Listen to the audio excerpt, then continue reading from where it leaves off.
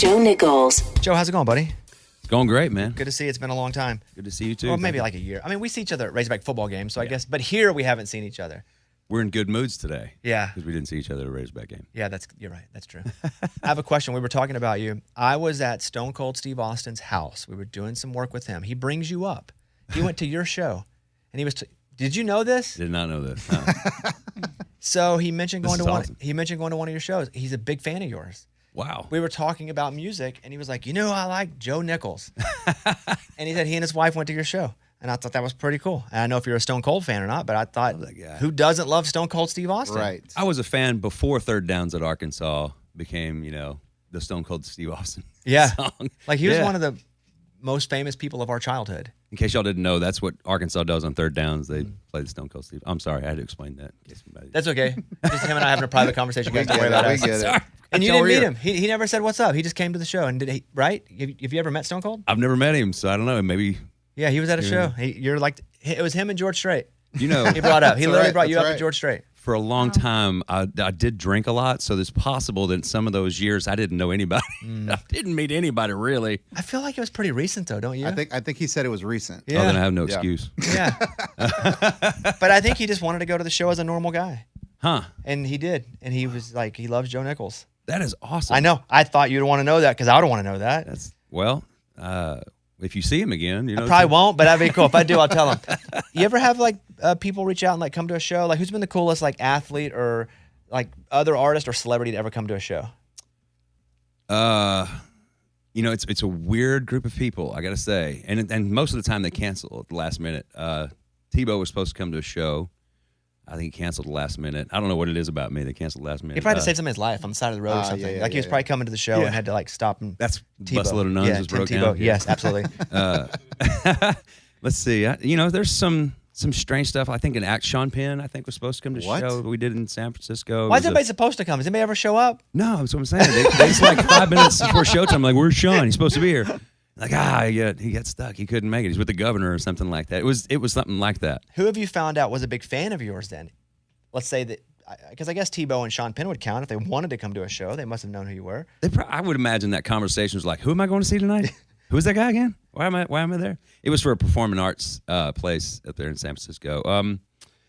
Man, a lot of football players. DJ Moore that plays for the Bears. Yeah, he was at a show recently, and I was like, it's cool to meet you.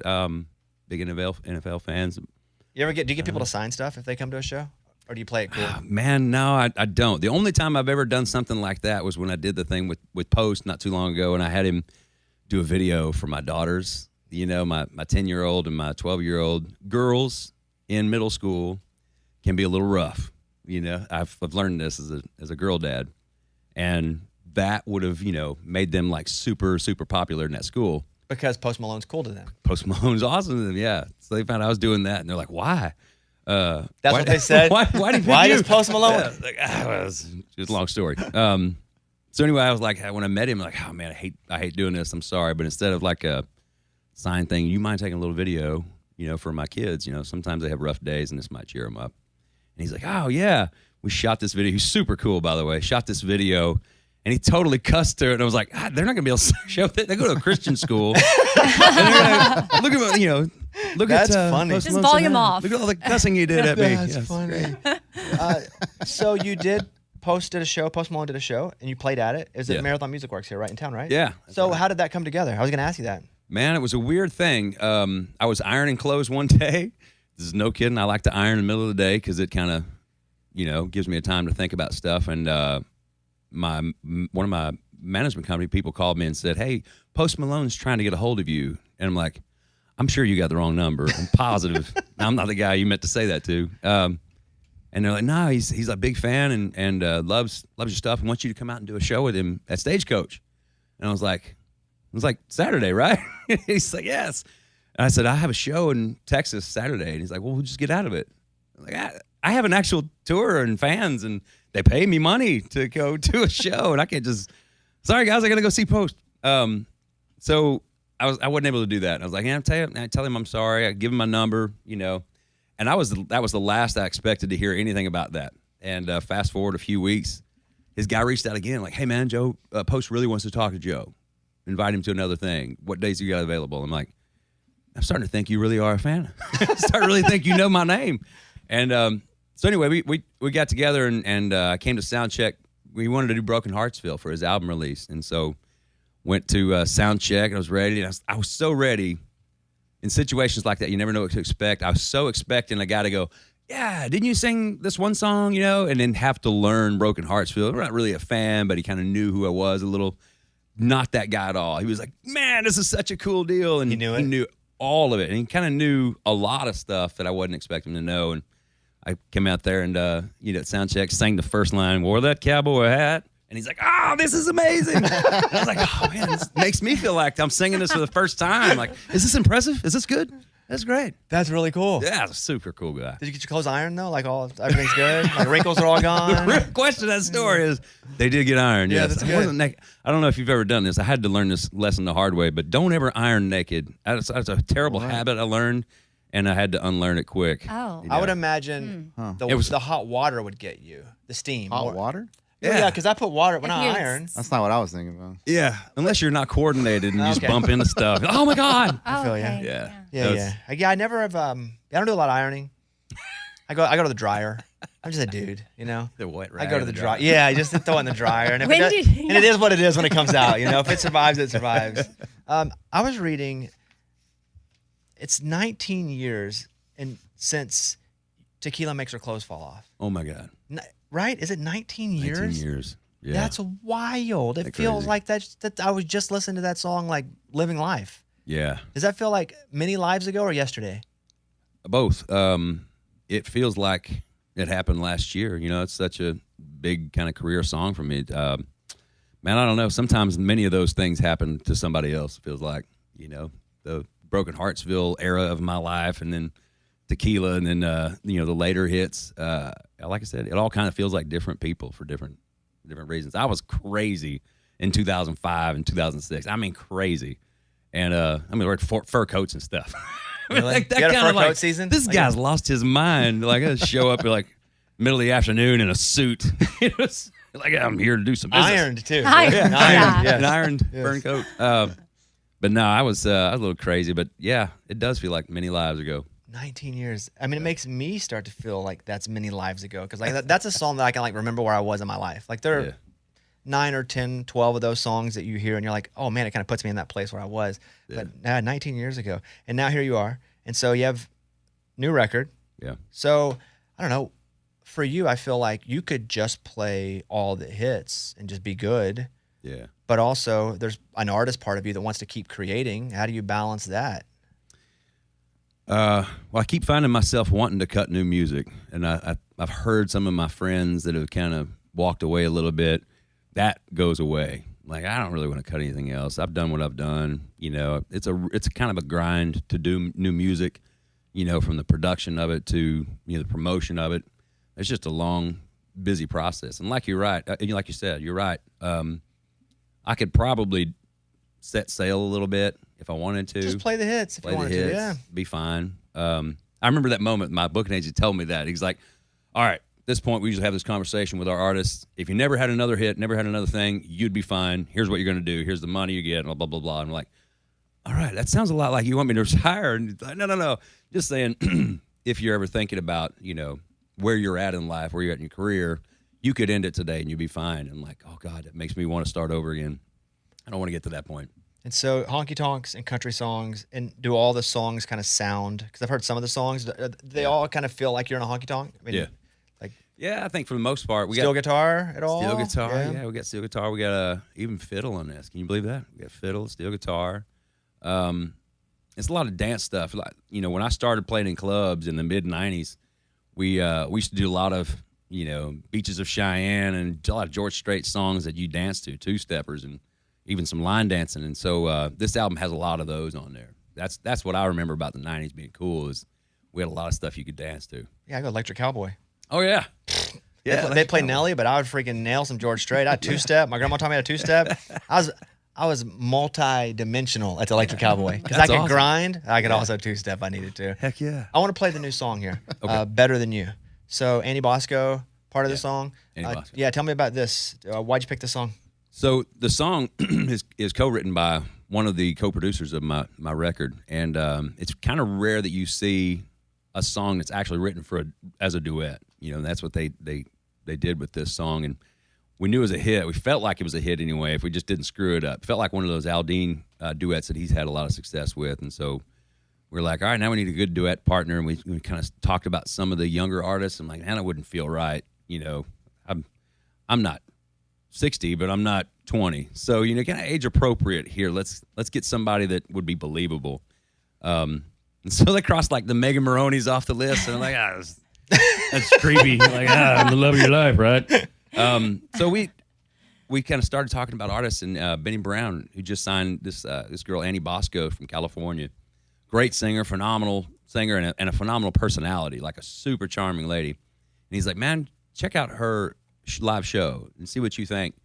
And we did a show together in El Paso, Texas, and she sang like Chris Christopherson songs, and I was expecting like the young, you know, let me talk about my ex-boyfriend, all that kind of stuff, and she was like super into the old stuff like I'd get into, and so I was like, okay, this is a little bit of magic, and so I asked her to be a part of that. We asked her to be a part of that, and she's like, absolutely, let's do this. And you know, she sang it great. She works her tail off, works really hard. She's super pretty.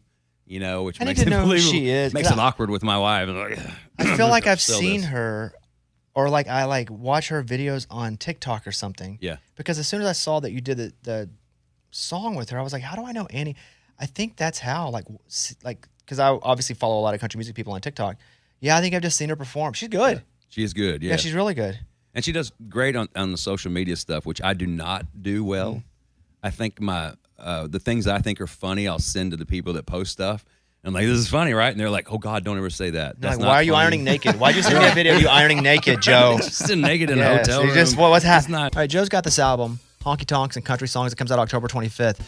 It's got some songs out from it now, but Country Boy Can Survive, that's like a legendary song, obviously in country music. But you talk about just Arkansas, where we come from on a Friday, Saturdays. I mean, just playing, like even at Walmart parking lot, somebody's got their windows down playing this song loud. Yeah. So you covered this.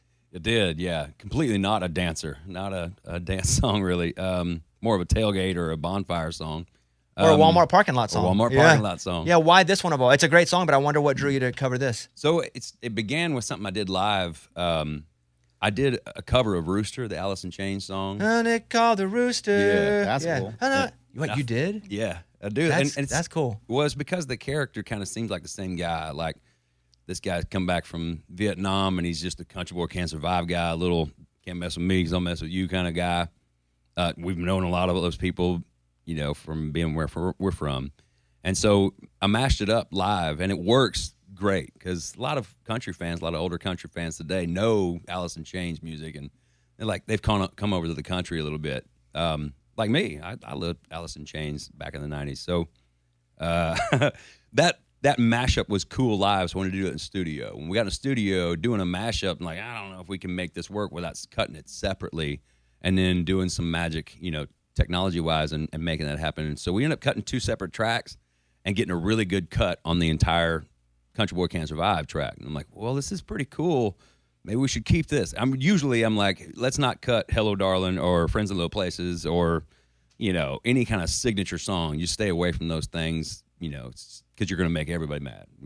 And it's never going to be as good as the original. So I feel like we got a good enough cut where it's not like, oh, God, we did this. The energy's right. It's got a cool, like, break away from the album moment. You know, there's something recognizable in there. Got a little bit of grit. You still live away from Nashville, right? Yeah. I feel like if you don't live here, you can actually separate and have a real human life and then a real professional life. Yeah. Why did you seek that out? Well, that's I had no choice on the matter, really. I got married in 2007, and my wife made it about a year in Nashville, and she's like, I'm going to Texas, so you can come with me or not, but I'm going to Texas, and I don't think she fit in really a lot here, and I was gone a lot. So I was on the road. She'd be home, you know, at the house, and, you know, we talked about raising kids, and so she's like, you know, I got my family in East Texas. You know, that ain't really fair to me to kind of make me raise a kid alone here in Nashville where I don't really like anybody. You know? Yeah. Not that she's a snob. And you're gone. I mean, that's a great point. You're not here that much anyway. Yeah. And there's just a lot of stuff that, I want to raise the kids in a normal life, normal crud, that they can kind of get through. Not anything knocking against Nashville, but that you do have to kind of fit into a groove here that's, people are kind of related to the business somehow. It's not all reality all That's the time. exactly right. Yeah, it's a weird place. I would imagine to have kids too, because you got like other celebrity kids running around and No, I admire the fact that you chunk deuces and got out of here. Like, that's awesome. So is she from there? Is that like her family? Yeah, she's from Longview, that's right outside where of Longview, Texas. That's where you want to be, in your family anyway, right? Oh, yeah. Save on childcare. That's all I hear. Yeah. That's all right. That's all right. Save on childcare. It's easy to do. That's right. Well, it's been really good to see you, man. Good to see you, too. Congrats on the new song, and can't wait for the full record to be out. And the cover's really cool, the Hank Jr. cover. Yeah. I'm going to have you sign on the back of this Arkansas helmet here. Yes. So far, it's just you and Tracy Lawrence. Oh, cool. There's a theme here. There's a theme. Yes, it is actually. Right. So there's a theme here. It's only people from Arkansas. All right. And so if you sign that, and then we're going to auction it off eventually. So I can sign it pretty big then. Because there's only like 4 of us. Yes. Is that pen good enough? Can you see it? Yeah. Okay. Not as good as Tracy Lawrence. Okay. All right. Do we have a? Yeah, that's good. You can see that. Okay. And then I'll auction it and keep all the money for myself. All right. Perfect. Yeah, perfect. Yeah. Great to see you. I hope the record just crushes. I appreciate it, man. Thank you. Man, keep being you. Whenever they were like, Joe's coming by, I was like, I love Joe. So, thank you. It's always an automatic yes. So thanks for coming by, and we'll see you soon, buddy. Thank you, man. And you guys be sure to check out Honky Tonks and Country Songs. It comes out October 25th, but there are some songs that are out now. Like, is Doing Life with You out now? Yeah, we've released 2 of them to DSPs. Okay. And then I don't know if I had them or if they were out. Yeah. Doing Life with You. What about Bottle It Up? Bottle It Up is the other one, yeah. And so Country Boy Can't Survive, though. Not yet. I think that's going to drop with the album. It's kind of like one of the meat and potatoes things from the album, I love meat and potatoes. Yeah. Do you guys love meat and potatoes? Yeah. I love meat and potatoes. All right, at Joe Nichols. And Joe, good to see you, buddy. Thank you for coming in. Thank you.